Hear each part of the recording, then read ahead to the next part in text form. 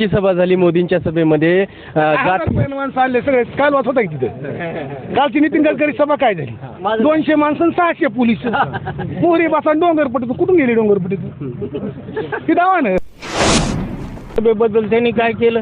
मुस्लिमाला आरक्षण नाही म्हणले, मराठ्याला आरक्षण नाही, धनगराला आरक्षण नाही, सगळे लोक उठून आलेले. असं बोलायचं का?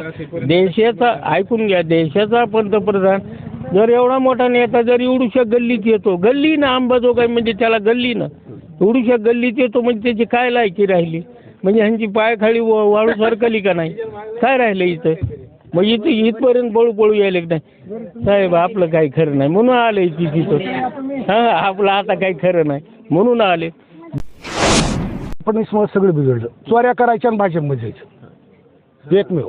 आपल्याला गबाळ सापडा ना गेला. कारण तुम्ही आणि बघा उद्धव ठाकरेनं कर्जमाफी केली, तुम्हाला अंगठा लावायला